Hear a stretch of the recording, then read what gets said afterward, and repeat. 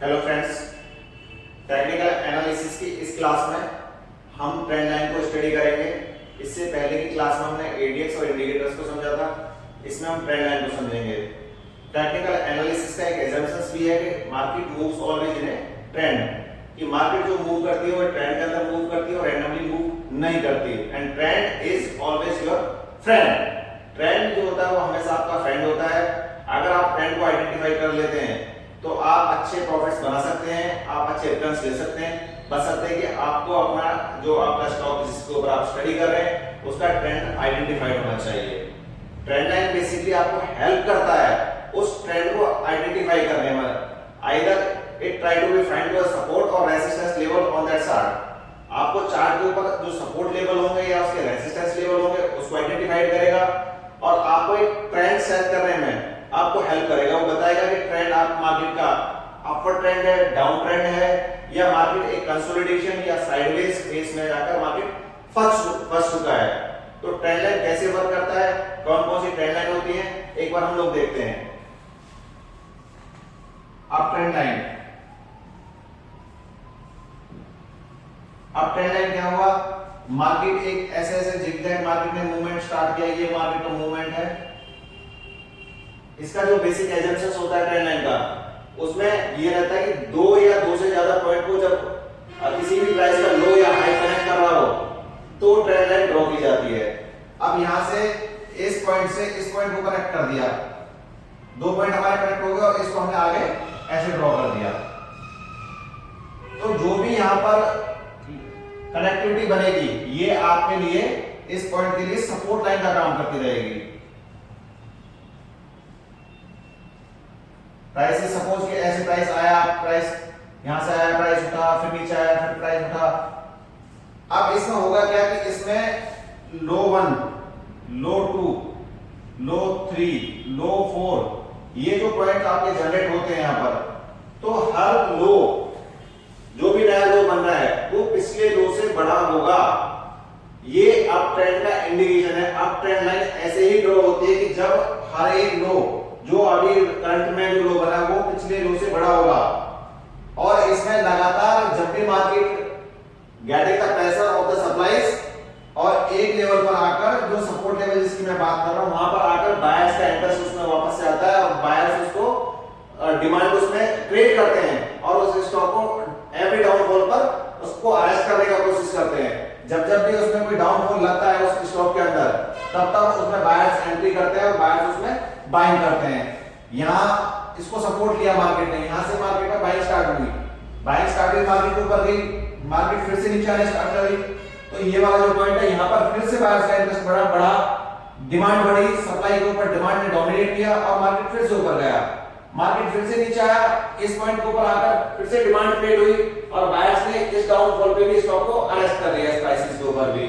तो बायर्स का मानना ये है कि ये जो लेवल जो ये रेट जो मार्केट में मिला ये हर एक सिग्निफिकेंट जो पिछला उसका बॉटम लगा उस बॉटम से हाई है और हर बॉटम के ऊपर स्टॉक में वैल्यू लगता है, क्योंकि इस प्राइस पर जाकर मार्केट जो ट्रेड कर रहा है ये अच्छा प्राइस है। लेकिन अगर मार्केट में करेक्ट होकर ये वाला प्राइस मिलता है तो बायर्स का इंटरेस्ट इसमें और भी ज्यादा है। इस प्राइस के ऊपर आने के बाद में तुरंत बायर्स उसमें एक्टिव हो जाते हैं और अपनी डिमांड को क्रिएट कर देते हैं। तो लगातार सपोर्ट लाइन उसको सपोर्ट करता हुआ चलता है और मार्केट एक ऊपर के ट्रेंड में मूव करता है। दूसरा ट्रेंड मार्केट का कौन सा हो गया, दूसरा ट्रेंड मार्केट का हो गया डाउन ट्रेंड।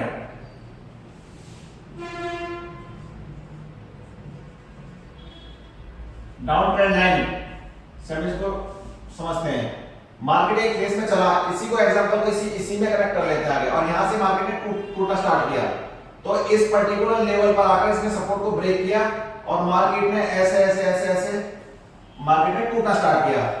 अब यहां पर क्या हो गया, इस टॉप को इस टॉप से कनेक्ट कर देते हैं और लाइन को आगे ड्रॉ कर देते हैं।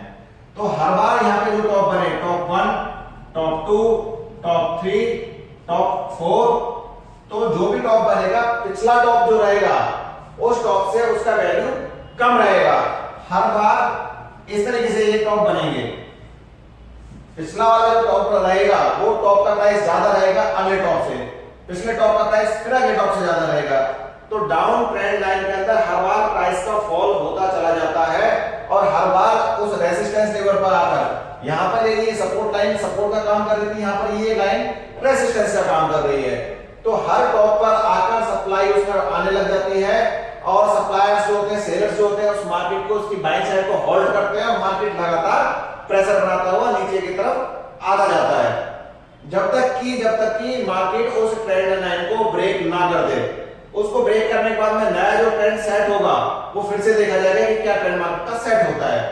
ये आपका हो गया अप ट्रेंड लाइन, ये आपका हो गया डाउन ट्रेंड लाइन, और तीसरा आपका हो गया horizontal trend line.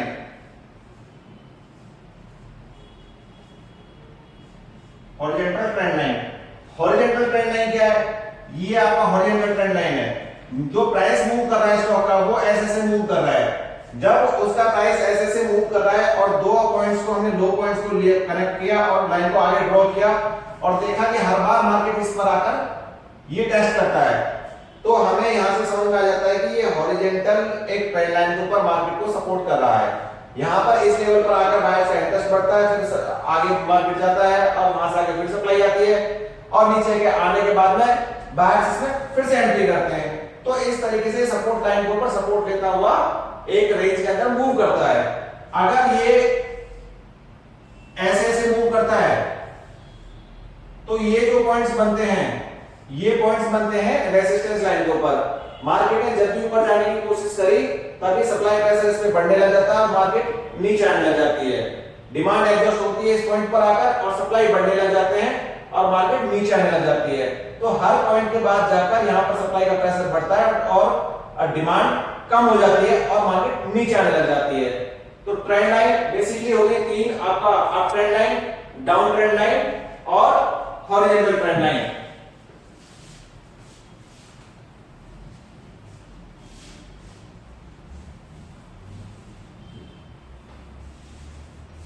Trend line तो हो गई, लेकिन ट्रेंड लाइन की वैलिडिटी और हमें समझनी पड़ेगी कि ये वैलिड ट्रेंड लाइन कब है।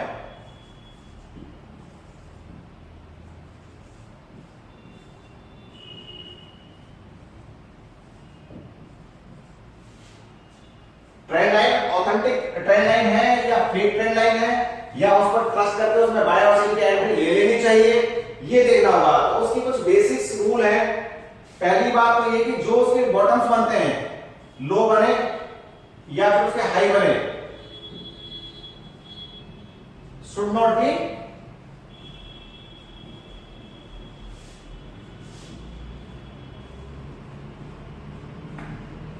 सो क्लोज, ज्यादा नजदीक उसके लेवल नहीं आने चाहिए। लो बन रहे हैं, हाई बन रहे हैं, बहुत ज्यादा नजदीक नहीं होने चाहिए। सपोज कि ये वाला आपका ट्रेंड लाइन है और इसने जिगजैग ऐसे बनाना स्टार्ट कर दिया, नजदीक बहुत नजदीक, तो ऐसे में इसके ऑथेंटिसिटी की अगर बात करें, इसकी ऑथेंटिसिटी कम है, इसका वैलिडेशन कम है। दूसरा, लो और हाई शुड नॉट बी सो फार, बहुत दूर नहीं होने चाहिए। ये आपका ट्रेंड लाइन है, एक तो बन गया ऐसा, एक बन गया ऐसा, एक बन गया ऐसा, एक बन गया ऐसा, तो ये बिल्कुल अनइवन से जो इसके मूव बन रहे हैं या फिर ये लंबे मूव बन रहे हैं, ये दूर ये तो बड़े मूव बन गए। तो अगर ऐसी भी फेस में मार्केट आता है तब भी इसका वैलिडेशन पुअर वैलिडेशन है, ये वैलिडेशन मान्य नहीं है। तीसरी चीज क्या हो गई? It should be evenly spaced.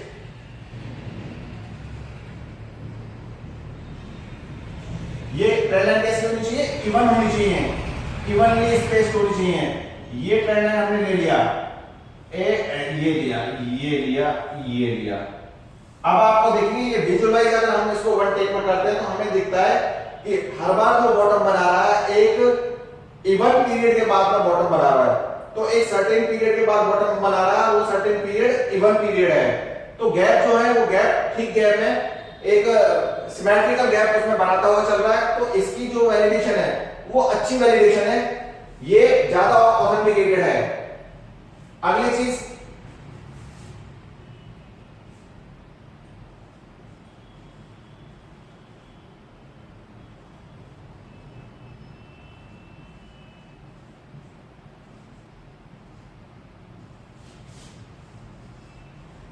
जो उसका ट्रेंड लाइन का स्टिफनेस है वो भी थोड़ा सा इवन स्टिफनेस होना चाहिए, बहुत ज्यादा स्लैंटेड हायर साइड में नहीं होना चाहिए, बहुत ज्यादा डाउन साइड में स्लैंटेड नहीं होना चाहिए। जो उसका ट्रेंड लाइन ड्रॉ होता है वो ट्रेंड लाइन उसका एक पैरेलल सा ट्रेंड लाइन आपका ड्रॉ होना चाहिए, एक इवन एक ट्रेंड लाइन आपका ड्रॉ होना चाहिए। वो ऐसा ट्रेंड लाइन ड्रॉ होना चाहिए जिसमें दिखे कि बहुत ज्यादा स्लोप उसका स्टीप नहीं है डाउन साइड में या अप साइड में। ये अगर इसकी बात करें ये बहुत ज्यादा अप साइड में स्लैंटेड दिख रहा है, ये थोड़ा सा मॉडरेट है और ये बिल्कुल ही डाउन है। तो ये अनऑथेंटिकेटेड, ये अनऑथेंटिकेटेड और ये इस तरीके का अगर आपको स्लोप बनता है, ये स्लोप बनता है, ये आपका वैलिडेट करता है, ये ऑथेंटिकेट है। दूसरी चीज क्या है? Steepness and slope. स्लोप और स्टीपनेस जब दोनों चीजें करेक्ट होती हैं तो ये और भी ज्यादा ऑथेंटिकेटेड रहेगा आपका। ये तो बन गया स्लोप और ये बन गए इवन,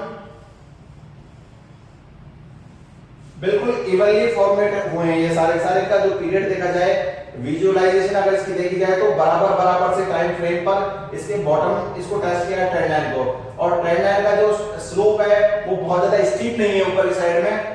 तो अगर इस तरीके का चार्ट पे आपको ट्रेंड लाइन मिलता है जिसमें कि बॉटम्स या जिसके टॉप्स बिल्कुल इवनली हैं और जो ट्रेंड लाइन है वो भी बहुत ज्यादा स्टीप नहीं है, वो भी एक मॉडरेट ट्रेंड लाइन है, एक बीच का ट्रेंड लाइन है, बहुत ज्यादा स्टीप नहीं है, बहुत ज्यादा डाउन नहीं है, बहुत ज्यादा ऊपर की तरफ नहीं है।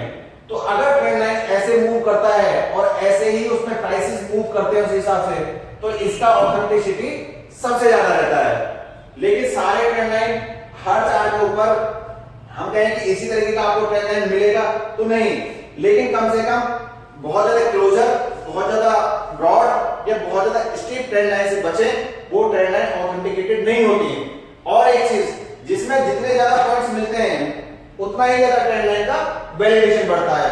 अगर ट्रेंड लाइन और भी आगे बढ़ती है और ये प्राइसेस को ऐसे से ही मूव करते रहते हैं, तो जितने ज्यादा प्राइसेस इसको कनेक्ट करते जा रहे हैं ट्रेंड लाइन को, जितने ज्यादा पॉइंट्स इसमें प्राइस के कम कनेक्ट करते जा रहे हैं, ट्रेंड लाइन का ऑथेंटिसिटी, वैलिडिटी उतना ही स्ट्रॉन्ग होता हुआ चला जा रहा है। तो आपको ट्रेंड लाइन का वैलिडेशन देखने के बाद ही ट्रेंड लाइन को ड्रॉ करना चाहिए और उसके हिसाब से ही आपको एंट्री और एग्जिट का ट्रेड लेना चाहिए।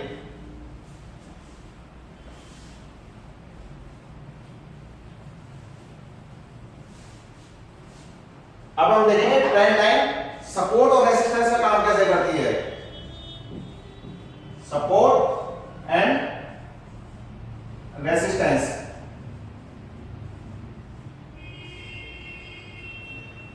ये ट्रेंड लाइन है या ये ट्रेंड लाइन है। ऐसे ऐसे मार्केट ने काम किया, ऐसे ऐसे मार्केट ने ट्रेड लिए, बॉटम्स बनाए। ये क्या क्या है अभी आपके लिए? Support line. ये सपोर्ट है मार्केट का, क्योंकि मार्केट यहां पर आकर फिर से बाइंग क्रिएट हो जाती है मार्केट में। हर बॉटम्स पे आकर बाइंग क्रिएट हो जाती है मार्केट पर, हर बॉटम में आकर बाइंग क्रिएट होती है और लगातार मार्केट अगले बॉटम बनाता हुआ चलता है। लेकिन वो बॉटम पिछले बॉटम से डाउन बॉटम नहीं होते, हॉरिजॉन्टली हो या अपवर्ड हो, लेकिन वो बॉटम पिछले बॉटम से डाउन नहीं होते। तो लगातार ये जो लाइन होती है सपोर्ट का काम करती है, सपोर्ट का काम कर रही है। और रेजिस्टेंस क्या होगा? ये आपका लाइन है और मार्केट ऐसे ऐसे ऐसे ऐसे ट्रेड कर रहा है और इसके ऊपर आपका ट्रेंड लाइन ऐसे खींचा, या फिर आपका ट्रेंड लाइन मार्केट ऐसे ऐसे ऐसे ऐसे ट्रेड कर रहा है और आपका ट्रेंड लाइन इस हिसाब से इसके ऊपर बना। तो ये आपको रेजिस्टेंस है कि मार्केट जब भी ऊपर जाने की कोशिश करती है वहां पर जाकर प्राइस एडजस्ट होते हैं और वापस से सप्लाई क्रिएट होती है और मार्केट नीचे आती है। तो हर बार कोशिश करने के बाद में रेजिस्टेंस लाइन ब्रेक नहीं होती। जब जब मार्केट ऊपर जाता है तब तक मार्केट में सप्लाई का प्रेशर आता है और जब मार्केट नीचे जाता है तो उसमें सपोर्ट का प्रेशर आता है। तो इस हिसाब से सपोर्ट और रेजिस्टेंस मार्केट में खड़े होते रहते हैं। तो इस हिसाब से आपको समझ में आया होगा कि मार्केट 2 मिनट की इसमें रेजिस्टेंस समझ में आ गया, सपोर्ट समझ में आ गया। लेकिन अगली चीज है support becomes resistance and resistance becomes support। Support resistance का काम कब करती है? रेजिस्टेंस सपोर्ट का काम कब करता है? ये मार्केट है, मार्केट यहां से ब्रेक हुआ, तो यहाँ पर क्या हुआ, हर बार हम लोग क्या कर रहे थे, यहाँ पर बाइंग का एंट्री ले रहे थे हम यहाँ पर, लेकिन जब ये ट्रेंड टूट गया, ट्रेंड ये हट गया, ट्रेंड लाइन आपका ब्रेक हो गया, तो दूसरा ट्रेंड सेट हो जाता है। तो यहाँ पर हम क्या करेंगे, एग्जिट, जो बाय की पोजीशन थी वहां से एग्जिट हो जाएंगे। अगर हम फ्रेश ट्रेडर हैं तो यहाँ पर हम न्यू बाय एंट्री भी ले सकते हैं, यहां से सॉरी न्यू सेल की एंट्री ले सकते हैं, यहां से हम फ्रेश सेल का एंट्री ले सकते हैं। हम अपनी पोजीशन को यहाँ पे एग्जिट कर सकते हैं और वापस से यहाँ पर नई सेल की एंट्री ले सकते हैं, क्योंकि हमें पता लगे कि मार्केट का ब्रेकडाउन स्टार्ट हो गया है। अब ये मार्केट जब जब यहाँ पर आएगी तब यहाँ पर ऐसे करकर यहाँ जब भी मार्केट आएगी तो ये जो लेवल बनेंगे ये इसको रेजिस्टेंस लेवल बनेंगे। तो जो ट्रेंड लाइन आपको पहले सपोर्ट कर रही थी उस प्राइस को, वो ट्रेंड लाइन अभी उसको रेसिस्ट करेगी। और यहाँ पर क्या होगा, ये ट्रेंड लाइन ऐसे ब्रेक हो जाती है तो सेल की जो पोजीशन ले रखी थी यहां से एग्जिट या फिर फ्रेश बाय, फ्रेश बाय करेंगे या फिर यहां से एग्जिट कर जाएंगे। ये ऐसे मूव ऊपर की तरफ किया और जब भी मार्केट ने जब भी ये ट्रेंड लाइन आगे बढ़ा, मार्केट ने जब भी यहां नीचे ऐसे करके मूव किया तो इस ट्रेंड लाइन को ये सपोर्ट का काम करेगी। ट्रेंड लाइन मार्केट यहां से इसको सपोर्ट लेगी और मूव करेगी, तो इस ट्रेंड लाइन को यहां पर आकर हम एज ए सपोर्ट लाइन मानकर चलेंगे। अगली चीज ये है कि हमें कैसे पता लगेगा कि मार्केट इस ट्रेंड लाइन को ब्रेक करने जा रही है या ब्रेक नहीं करने जा रही, तो उसके लिए कैंडलस्टिक पैटर्न को हम स्टडी करेंगे और उस पैटर्न पर जाकर हमें पता लगेगा कि कब कौन सा फॉर्मेशन कैंडल का बना है। वो कैंडल का फॉर्मेशन हमें बता देगा कि हमारा ट्रेंड लाइन ब्रेक होने वाला है या नहीं होने वाला। तो सपोर्ट और रेजिस्टेंस को बेहतर स्टडी करने के लिए आगे हम कैंडलस्टिक पैटर्न को स्टडी करेंगे। तो आज की क्लास के लिए इतना ही। अगली क्लास में कैंडलस्टिक पैटर्न को पढ़ेंगे और उससे और ज्यादा बेहतर क्लियरेंस आएगा कि ट्रेंड लाइन के साथ में अगर हम उसको कंबाइन कर देते हैं तो मार्केट कैसे रिएक्ट करेगी, कैसे बिहेव करेगी। आज की क्लास में इतना ही।